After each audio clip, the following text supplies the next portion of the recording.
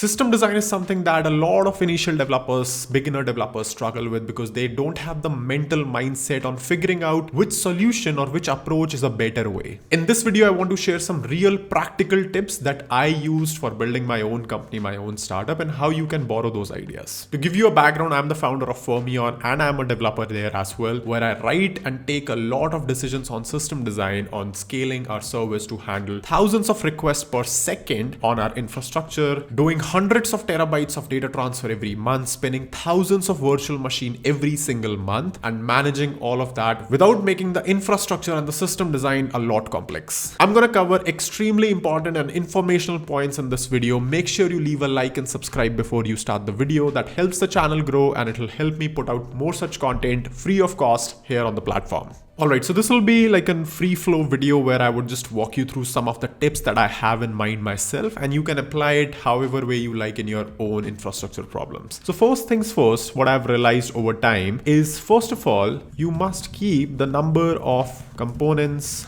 to minimal. Now, this is an important point. I feel a lot of people miss out on this is because, see, the thing is that the more components are there in a system, the higher the chance of failure overall is, because with every single component, you have to realize that that component will fail at some point. Whether that's a database, whether that's a Redis caching layer, whether that's something else, XYZ, or a virtual machine, a DynamoDB of some sorts. If not because of your mistake, then because of the underlying cloud provider, right? So what I feel a lot of times is that you should try to minimize the number of components in your system depending on your scale. Now, again, this is not a blanket advice, so you should take it with care depending on what scale you are. But to give you an example, let's say if you have a service which is getting maybe, let's say, 500 requests per second at peak, right? And you want to implement a rate limiter on your service. So if this is your front-end service, people are requesting this at a 500 requests per second scale. Instead of you having a Redis, which is over here, which acts like a rate limiter, and then you have your Postgres database over here, which then,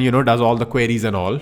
So all queries, etc. and all. Now, if you look at the system, for example, if Redis is doing rate limiting and your Postgres is doing actual queries, it is actually not a bad idea to remove Redis completely if you're doing it only for rate limiting. Hear me out. Instead of doing that, what you can do is inside Postgres, if you have explored your options, there is a concept of unlocked tables, right? Unlocked table, which is not written to the val file, WAL, write ahead log file of your table, right? So if you create a table which is unlocked and you use that as a rate limiter for 500 requests per second, where most of your work would be read only, read and write, like you'll have to increment that as well. I mean, it's not something that Postgres can't take. 500 requests per second, it's not a lot of data for Postgres to handle, given that your other queries would be far more heavier in terms of what the user is accessing, right? But what you have done here is that you have removed one layer of complexity, which is Redis, which potentially, if it fails, then you don't know what is the behavior, right? If I ask you, like, what happens if I go ahead and delete your Redis instance? Would the traffic keep on flowing to Postgres or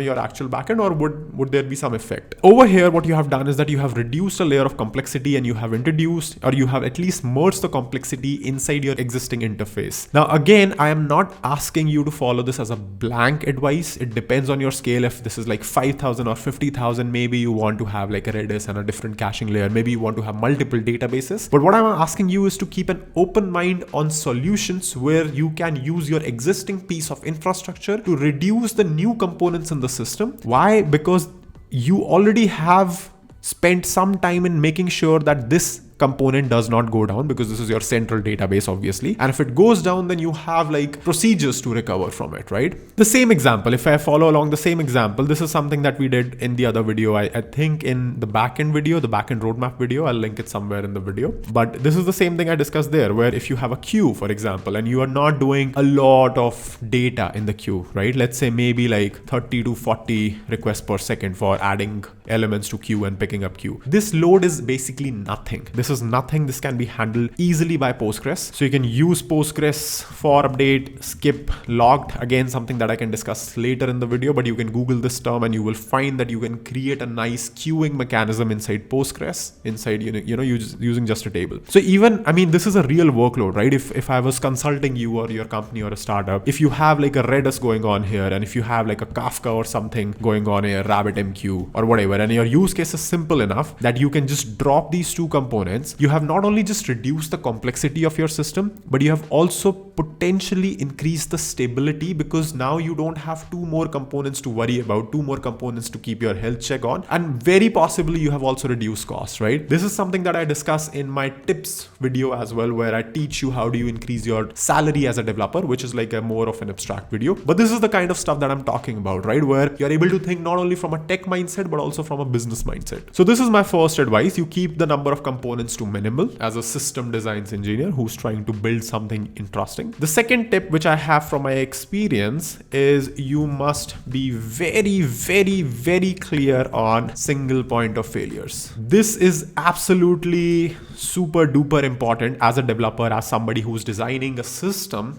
on the back end. You should be absolutely clear where your single point of failures lie. When I say this, what I mean is that you have to consider everything. So you have to consider the cloud platform you are part of, right? You have to consider what you are using as serverless, and then you are also clear on what you are using as serverful, right? So let me discuss this a little bit in depth, right? So if I give you an example of Fermyon, for example, let's say I visit maybe like one of the websites that uses Fermyon, right? So let's say if I inspect this page and if I refresh this, you will see that there are a bunch of backend calls being made over here, right? Which just gets some data like this price data and everything of the courses. So in our case, how it works, just to give you a quick system design idea of how it works, is there is a client, they request like Fermyon backend. I'm just simplifying this. This is a load balancer. This is on Cloudflare. And then there are certain virtual machines behind this, right? VM1, VM2, which has this backend code which is running. So we know for a fact that our single point of failure is not this load balancer. Why? Because this is a managed service from Cloudflare itself. It is guaranteed to not go down until and unless there is some system issue with Cloudflare itself, which is like a bigger problem in itself. So we can safely assume that that's not going to happen under a normal use case or normal scenario. But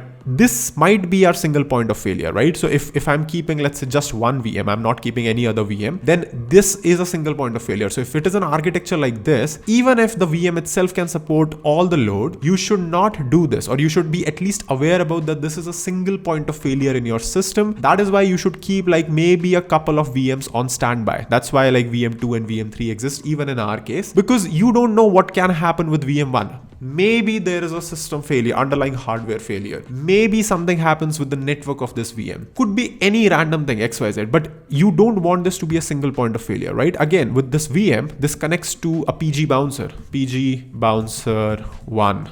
Right? And if this is the only PG bouncer in your DB, and if all the VMs are connecting to this PG bouncer, then this PG bouncer itself is a single point of failure, right? So you even don't want this. You want maybe like a couple of more PG bouncers over here, because again, the same thing applies here. You don't know what can happen with this specific PG bouncer. So you want to keep like a redundancy built into the system. Of course, you want health checks and fast recovery and all of that, but you should try to avoid having single point of failures in your system at all times. Now, the fundamental thing, which is a single point of failure, is the database itself. And I mean, if you are using a managed database offering, you can turn on something known as high availability. Even if with high availability on, chances are that your database could be down for a few seconds to a few minutes in the worst case, but at least it's managed by the cloud provider in this case, right? So your job as a systems engineer, as somebody who's building like these scalable systems, is that you should be very clear on what single point of failures exist in your infrastructure, and you should try to address them whenever possible.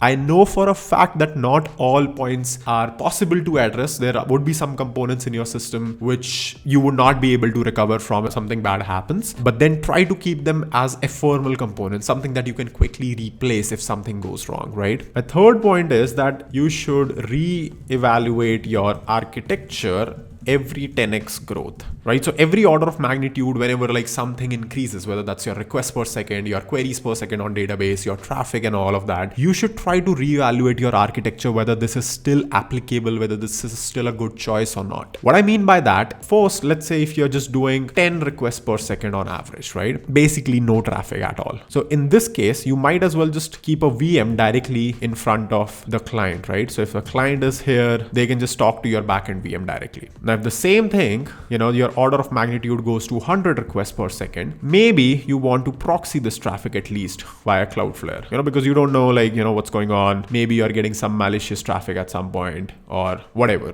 like whatever your use case is, but you can just proxy it with Cloudflare for rate limitings and all. At 1,000 requests per second, you might want to start adding some sort of redundancy in the system, right? Even if your single VM, like written in Golang or Rust or whatever, even if your single VM is supposedly going to handle everything, just have a redundancy built in, which is what we talked about right now, right? Then at 10,000 requests per second on average, you might want to start adding a load balancer over here alongside obviously redundant infrastructure, right? At 100,000 requests per second, you might want to start making different decisions. 100k RPS, maybe you want to change this language. Maybe let's say it was earlier written in Python, which is getting like very slow now, and you want to rewrite some of the core services in Rust. So you want to do maybe like keep the same architecture, but change the services, change the code base to use a higher performant language so that you don't have to spin up as much VMs as you want. So what I'm trying to give you as an example is that every order of magnitude 10x growth, it's not just limited to requests per second on your backend. It could be just queries as well. So queries per second, or whatever you are doing on the backend side of stuff. Try to reevaluate your architecture, whether this is still the right fit or not. And chances are that it might not be, and it's completely fine. You don't have to build something like this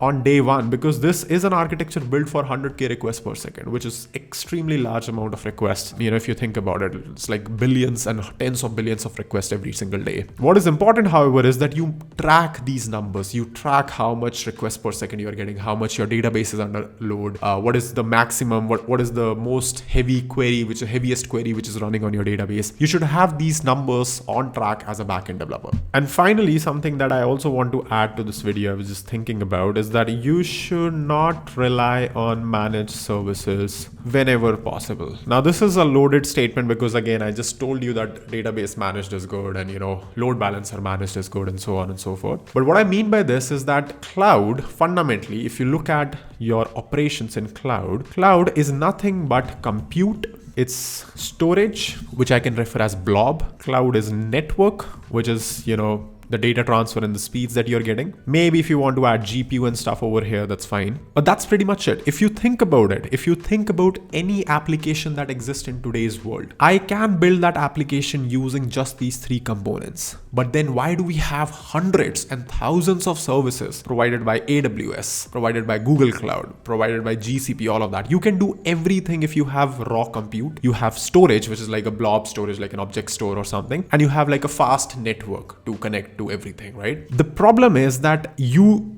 have to decide which services you want to use managed, which services you don't want to use managed. In the best case scenario, if everything you do by hand is custom, compute is custom, storage is, you're using some sort of managed storage like S3 and all, network is there, as long as you're not logged into very specific services like AWS Lambda, for example, for upscaling, downscaling, all of that, you would be able to just go and put this workload anywhere in the cloud, right? Now, this is a problem probably not faced by large enterprises, which have like multi-year lockdown contract with vendors, but this would be something that you want to optimize if you are a startup and you are actually paying money to these cloud providers, because a lot of times startups and small companies get a lot of credits, and if you are not locked into any of these services, like any of the specific services that these people provide, like just giving an example, let's say if you're on AWS and you are using EC2 with autoscaler, right? They're autoscaling services, or EC2, let alone EC2, you're using Fargate. What is Fargate? Fargate is nothing but EC2 sort of managed for you, or maybe like the new Lambda managed compute,